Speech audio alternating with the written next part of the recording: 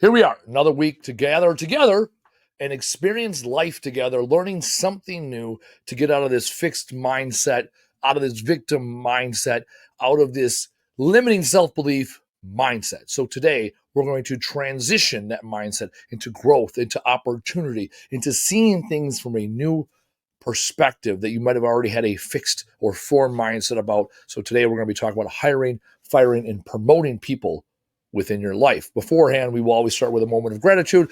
I take this moment to express gratitude because it's like the red car.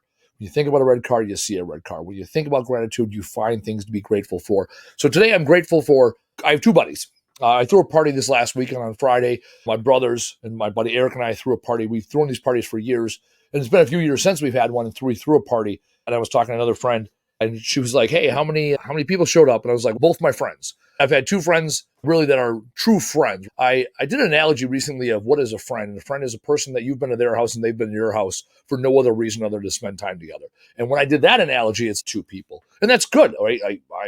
I'm happy. So my buddy Eric, who threw the party with me, and my buddy Tyler, who's been a friend of mine this weekend, came to the party. We also went to a concert Saturday in the Packer game yesterday. So I'm grateful for two people that have accepted me in my life, and we are truly friends. There's nothing else tied to it, no business, no family, purely friendship. So I'm grateful for those two individuals in my life that I can go do fun things with. And it's going to tie into what we're talking about today as we talk about hiring, firing, and promoting people in your life.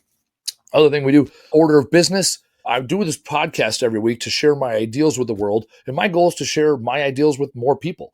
So whether that's going on other people's podcasts, doing keynotes for your company or organization, or doing workshops for big conferences and conventions. That's why I do this. That's what I do this, right? And that it leads to my why in life, which is to change the world one word at a time. This is an opportunity, and there's many other opportunities. So my ask of you in the audience is, as you transition through life and you go through life, when you hear of people that want more, they want a new perspective, send them my way. Send them to the podcast. Share the podcast on social media, expose me to more people so that I get the opportunity to do those lunch and learns, those conventions, those workshops, keynotes and conferences, and all those things that I love doing. So that's my ask. Share this message, forward the blog to somebody, tag somebody on a social media post, send the podcast, however you listen to it, send the link to a person via text message that could use what we are doing here every week to enhance their life.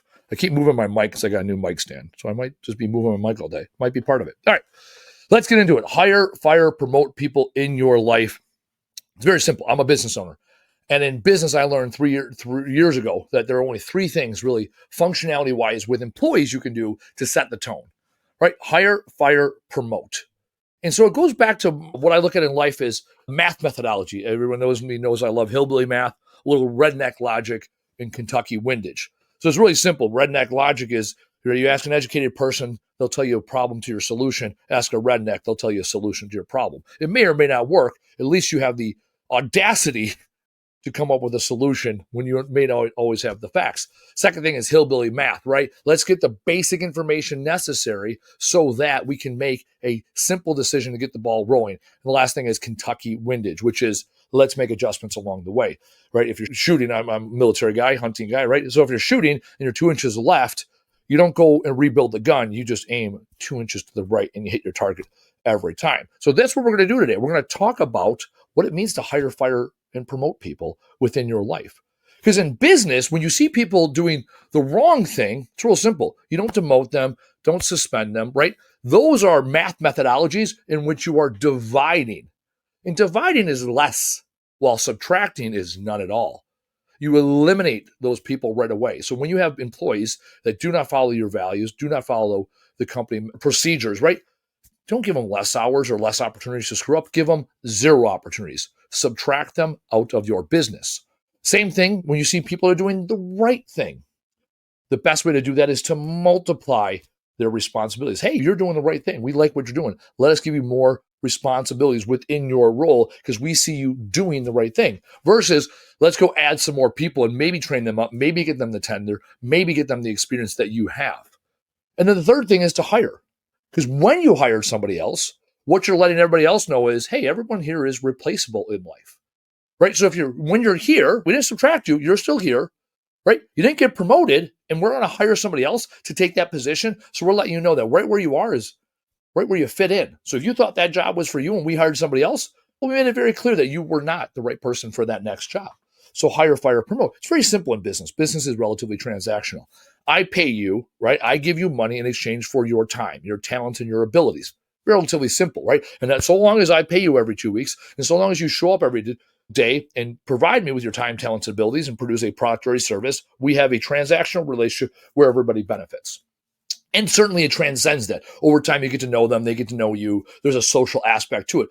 However, it's very clear in the basic understanding that this is our transaction, because when you stop showing up, I'm going to stop paying you. And if I stop paying you, you're going to stop showing up. So that's our baseline understanding. And if you want more money, I need you to do more for the company. It's, again, very simple. And when you don't meet those expectations, then I'm going to stop paying you. And when you do, I'm going to pay you more. So again, very simple. It's very simple in business. When it comes to the civilian world, if we'll call it that, the regular ass world, the society, when it comes to family and friends and neighbors and acquaintances and all that other shit, it becomes complicated because you probably don't have a clear understanding of the transaction, right? The you show up to work and I pay you mindset. And so what ends up happening is we end up in these relationships with people and they serve us at some point. That's why we became friends with them. Right? Where we were born, right? We have family members we were born into. We had no choice in the matter. Or we're in a more intimate relationship or partnership of sorts with people, very much closer with people. And it served us at one point, and then over time, all of a sudden there's a depreciation of the relationship, and the relationship no longer serves us. And then we have a void. So we have the person filling a spot, and yet there's a void within us. And then we also have other people that come into our lives, and we use limiting self-beliefs or limiting language. Oh, I've only known them for a little bit, or I don't trust them yet, or whatever, when they're very promotable, and yet we keep them where they're at. And as adults, going out and finding friends isn't like the thing you do. I'm 40, right? Going out and saying, oh, I'm not just going to go find some new friends, right? My daughter's 10. Every time we go to the park, she's finding new friends. And so then we're not even hiring new friends or new family or new people. Stuck, because we have this mindset. And I'm saying we, as in me, stuck. 40 years old, I'm going to make some new friends this weekend. And so how do we do this in the real world? The first step I talk about this in my book, and I was asked by a business associate of mine recently to go over the triple S score. And that's what we're going to talk about today, the triple S score, the simplicity of the person, the satisfaction of what you do, and how stimulating the relationship is.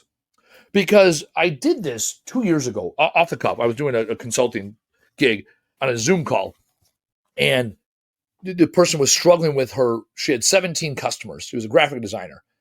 And I came up with this on the spot, the triple S score, and it worked in business. And at the end of the conversation, she took 17 customers and got it down to 8. She had 9 out of her 17 customers that she needed to fire. And so you think, okay, well, and when you have employees, firing them, that's probably relatively simple. Ooh, now you got to fire customers? You're going to say no to someone that pays you? Ooh, how do you do that? And now my ask of you is you find a way to say no to people there is no transaction. People that you've known for years, people that you may have emotional connection with still, or at the very least you had one still. So this is it, right? How simple, let's start with that. How simple is it to work with the person? I talked about my buddy Tyler. This weekend, we went up to the Packer game yesterday. So we had a 2-hour drive up, 2-hour drive back. On Friday night, we went to a concert together, downtown Milwaukee. Relatively simple to work with him. On Friday afternoon, I said, hey, I got the tickets. I'll pick you up on the way downtown because it made more sense for me to pick you up. Cool. I'll be there at 6:30. Show starts at 7. We get there. He gets a slice of pizza. We get in by the second band. We watch 2 bands. We get back in the car. We drive back. That was pretty simple, right? He also asked me 3 weeks ago to go on a trip with him, a vacation with him. It didn't work on my calendar. He's like, hey, I'm going to the Greenbriers, a place in West Virginia we've gone to together. Hey, I'm going to the Greenbrier in 2 weeks. Are you able? I was like, nope, I can't make it. I got other stuff going on, work and have life and what have you. And he's like, all right, cool. Simple.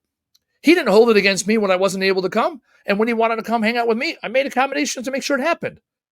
As we're at the concert, we talked about going to the Packer game the next day. And he's like, if I drive the Tesla, we don't have to worry about gas. It's your tickets. It was my tickets and both things. So at least let me drive. And then we can stop at the charging station along the way, get a cup of coffee, and away we go. So that made pretty much sense. And on the way back from the Packer game, I took a little nappy poo in the car. That was great. It was simple. It was very simple to set things up.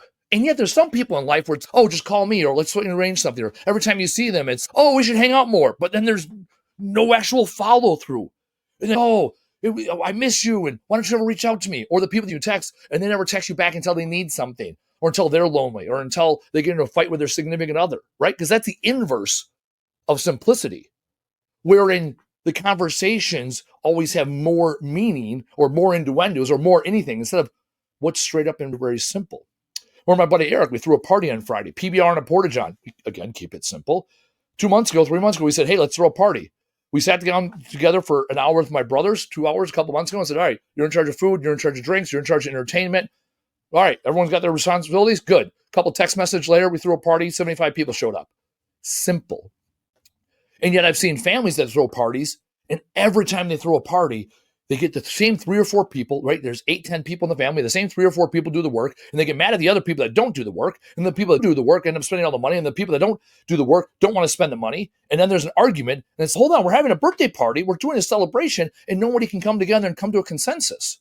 I know my Aunt Julie, for example. My Aunt Julie, she's a wonderful woman, right? My family party basic simplicity is, do they have shrimp salad? Yes or no? When you have shrimp salad, I will show up and I will have a good party. When there is no shrimp salad, I will not have a good party. Easter last year, there was no shrimp salad at my aunt's house. So I ended up going to my uncle's house, no shrimp salad. I went to my cousin's house, no shrimp salad. I went to my other uncle's house, still no shrimp salad. So I went to 4 houses in the course of an afternoon, and there was no shrimp salad. It was not simple. So I asked my Aunt Julie to make shrimp salad prior to a party on Saturday afternoon. We had a family party of sorts after our party, and guess what? She made shrimp salad. And to a point where she's like, hey, I made enough because I know you're going to want to eat it all week. Simple. And yesterday I sent her a text message last night. I go, I'm eating shrimp salad 2 nights in a row. Thank you. And she gave me a little, hey, have a great week. I'm glad I could be there for you, right? Simple relationships. So we can see what simple looks like. And yet we often accept complicated relationships in our lives. How stimulating are the things we do together? I stopped drinking about a year and a half ago. And I never really enjoyed the bars. I like going to shows. I like bar hopping. I bartended for years. The idea of sitting in a bar all night, not my thing. I like gambling. I like to go to a casino, right? So I like doing things near alcohol. I don't like going to the bar to watch a game. That's not my thing, right? I got a buddy, that's what he enjoys doing. He does a couple nights a week. He goes to the bar. And since I stopped drinking, I realized I never spend time with that person. I never spend time with them because it's not satisfying. I don't enjoy doing the things I do with them. Now, inverse, take my brothers. My 2 brothers are my best friends. We live next to each other. We love it. My brother Tyler and I, every night, at some point, find each other. We live on a farm, right? And we'll either sit down and hang out and chat. We'll sit by the bonfire. We'll play music, maybe go for a walk, talk about life. All those things are significantly more satisfying to me or stimulating to me than going to a bar. And so now I find people where the relationship feeds the soul, feeds what I want to do. Does it stimulate places in my brain? Does it give me satisfaction? Or I said I went to the beach. I go to the beach, and at the beach, I end up sitting there for hours. I play volleyball. I love playing volleyball. I also enjoy the people I'm around because I can learn about their lives. How do they parent? How's work going? All the simple things in life that's also stimulating because these are other people that we don't otherwise hang out. We're doing something, an activity that stimulates all of us and what we do. So I go to the beach, and the people are the right people because the activity is stimulating. And yet we hang out with some people in our lives where they're a drag. Oh, but they're family, or we've been friends forever, but I can't stand being there, or I'm going to find an excuse to leave after an hour. And why? What is stopping you from having that conversation? Hey, I love spending time with you. It's simple to get on your calendar. It's simple to schedule something. Can we do something that I want to do? Can we do something different? Can we do something better than the same old that I'm already checked out doing? And finally, how satisfying is the relationship? The third step, the third S of the triple S score. How satisfying is the relationship? Do you feel energized and enthusiastic when you walk away? Or do you feel defeated and drained? And the first two often give us the product of the third. When I've run this experiment with people, when you got a high number in the first two, you're going to have a high number in the third one. Typically, when you have a low number in the first two, you're going to have a low number in the third one. How do you feel afterwards? I can tell you this weekend after the Packer game, Packers got the W with a backup quarterback, right? A lot of running, 32 rushes for I think 256, right? I felt great. We had a simple day. I woke up, we drove, we went to the Packer game, we came home, and that was it. That was my day. What a day. I was satisfied. I got to see the Packers, 83 degrees out. I got a little sun. I made friends to my left and right. When I was with my buddy Tyler, when he wanted to go do something at the game, he went and did his thing. I went and did my thing. We'd stop at the same 2 or 3 tailgates along our way. Great day. I am satisfied with that. There's other nights where I go out with people and it's a pain in the ass, or they're not paying attention to me. So now it's not simple because we're not having a one-to-one conversation. It's more like I'm near other people, right? Or we're doing something, but it's not something I want to be doing. It's not something that stimulates parts of my brain. I find myself slowly dying, right? Maybe they're all full of drama. They just want to dump their problems on you. And now I leave the relationship like, God, so glad that's over, right? I'm not looking for the next time. My buddy Tyler, we got another game coming up. 2 months, we're going to another Packer game. Let's go. Already excited for it, right? We are satisfied in the relationship.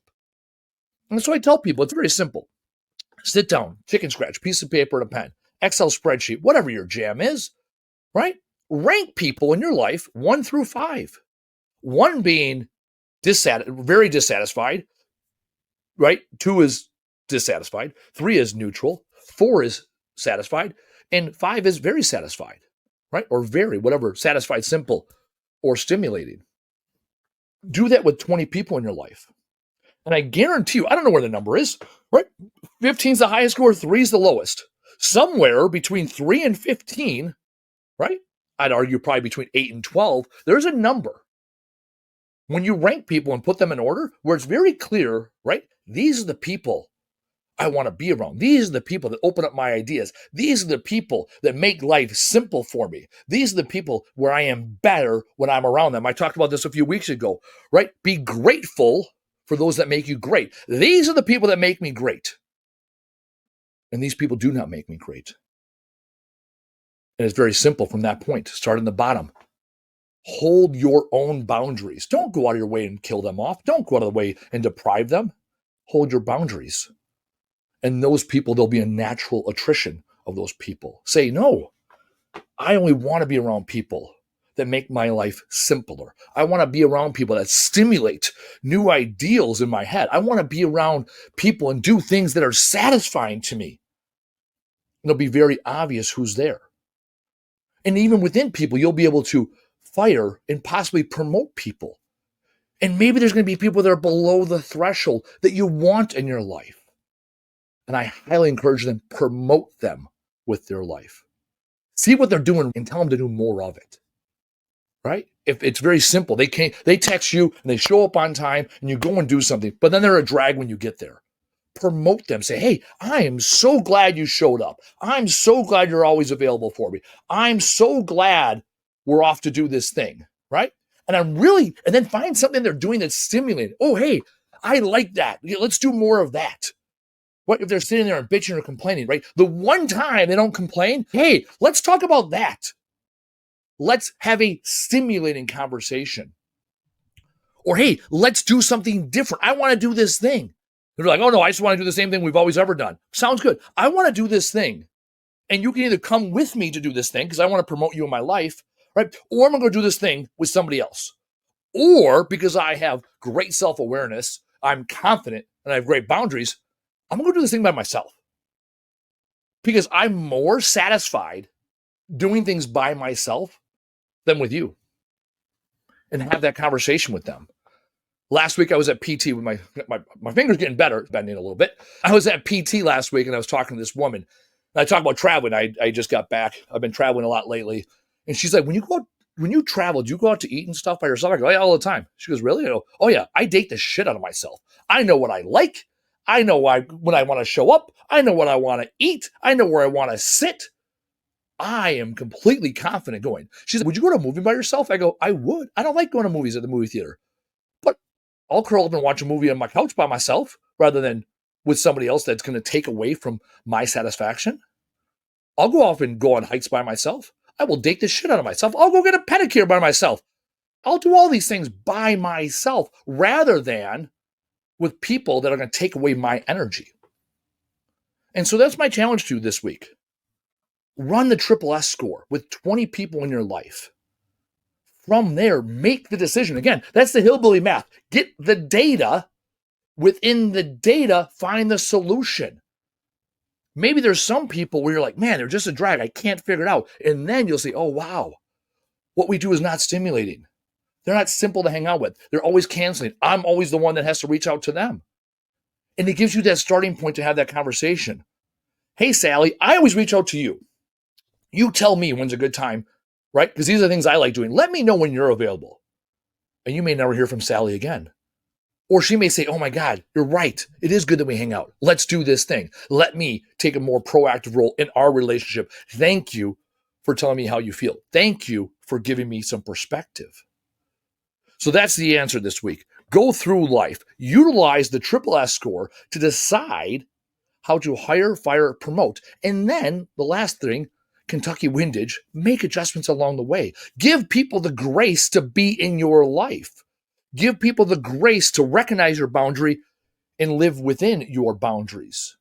And give them the grace to exit your life. Give them the grace to leave your boundaries. Because that's a reflection of you on the world, not a reflection of them on you.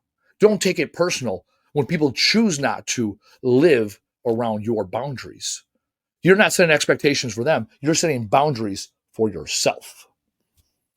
So I thank you for your time. I appreciate you taking time with me today and every day you take your time to work on yourself. This week and always, do the fucking thing. Tell the fucking world and show the fuck up. We'll see you next week.